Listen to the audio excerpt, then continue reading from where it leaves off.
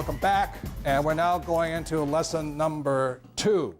And as I said before, the rich dad compass is academic education, the professional education, and there's financial education.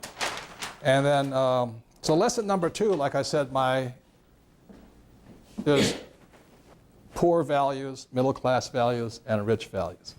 And my poor dad always said, be a good, hardworking man, right, or person. And my rich dad would laugh, he says, because people all said about my dad, he's a good, hardworking guy. And my rich dad would just laugh. So I asked him why he laughed. He says, well, number one reason is the rich do not work for money. He says it's hard to get rich working hard for money. And that's this lesson right now with the sacred cow of working hard. And as you guys know, our school is not having financial education. A lot of us don't understand how the rich make money and pay no tax. Does that make sense, you guys here? And tax is it is your single largest expense over your lifetime. More than your house, more than your car, more than gasoline, more than food. It is tax. So it's important to understand why hard work is taxed so hard. So part of your financial IQ is there's 3 types of income. There's earned, portfolio, and passive. So financial IQ is understanding the definition of these words here. So when you hear people say, the politicians say we're going to tax the rich, who they're really talking about are people who are high income people. They have income, W-2, doctors, lawyers, accountants. That's who they're after. They're not after the rich.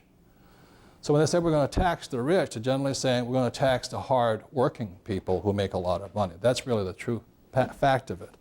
Portfolio income is oftentimes, this is what flippers go. When somebody buys a house and flips it, or somebody buys a stock low and sells it, they're working for a portfolio, and the approximate, and these numbers vary from country to country, but this is about 20% tax. I estimate this to be about 50% with all the hidden taxes.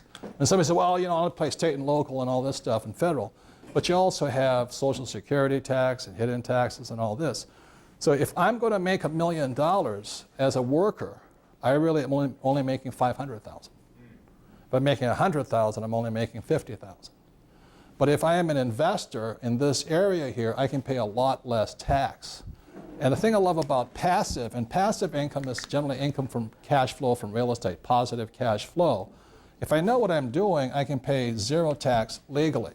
My rich dad said, stay above the law because you don't want to go to jail and become somebody's boyfriend.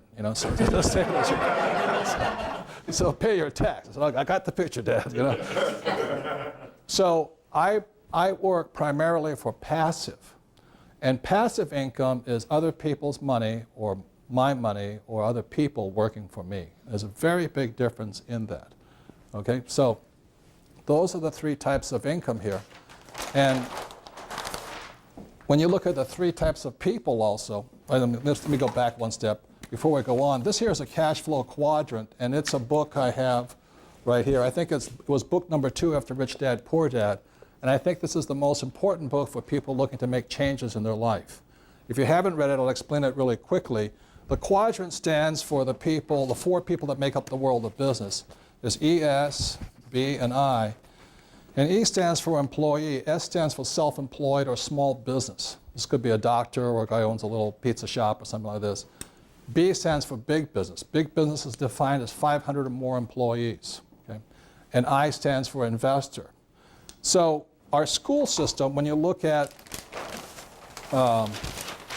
academic and professional education, our school systems are targeting people for here. And this was my poor dad. I always said, get here. My mother was a nurse, so she wanted to become a doctor. And I said to my mom, because doctors make a lot of money back then. Not that they don't do it today. Back then made a lot of money. And I said, well, one thing, Mom, doctors are smart. She says, you got a good point there. You probably shouldn't be a doctor. So S also stands for specialists, smart people, stuff like that. Day traders are S's. Real estate flippers are S's and things like this. But a business owner and investor are different, and that's why my poor dad basically said to me, and he says, Robert, you're not very smart, are you? I said, no. He says, you're basically incompetent. I said, yes. And you're lazy. I said, yes. He says, good, you'll do really well in business then, you know. Because as a business owner, I'm operating on other people's time. That's why I have a team of people around me.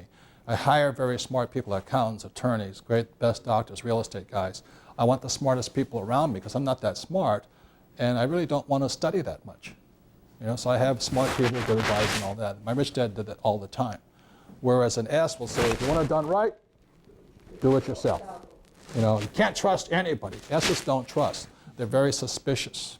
Oftentimes they're selfish also. Because, you know, time is money for them. It's a very different mentality. So the power of this book here, the cash flow quadrant, is it basically explains the different types of people there are in the world. Employees will always use the same words, whether they're the president or CEO of a company or the janitor. They're looking for a nice, safe, secure job, steady paycheck, and security. These guys want security. These guys don't trust anybody. That's the difference here. Business owners have to have good advisors around them. And investor is that generally I want to use OPM. The reason I like real estate so much is that my banker will give me as much money as I want. And the reason, again, I'll go into this, why is that so important to use your banker's money? Taxes. You see, if I want to buy $1 million property, let's say, I borrow $800,000 of it. That $800,000 is tax-free money. Now, the people want to pay off their debt and want to pay cash. That $800,000, when you look at this here, high-income people, these people here, 800,000 is really 1.6 million.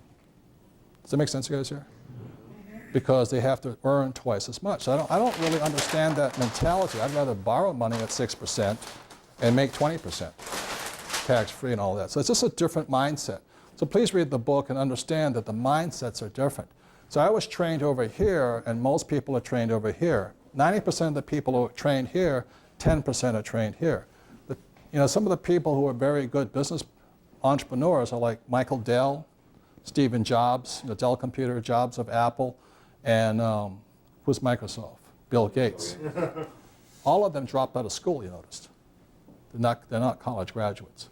Richard Branson and Virgin, not college graduates. Because they didn't want to be trained to be over here, they want to be trained over here. And it's a very different mindset. So, looking at all this here, moving on, is that, I didn't finish this here.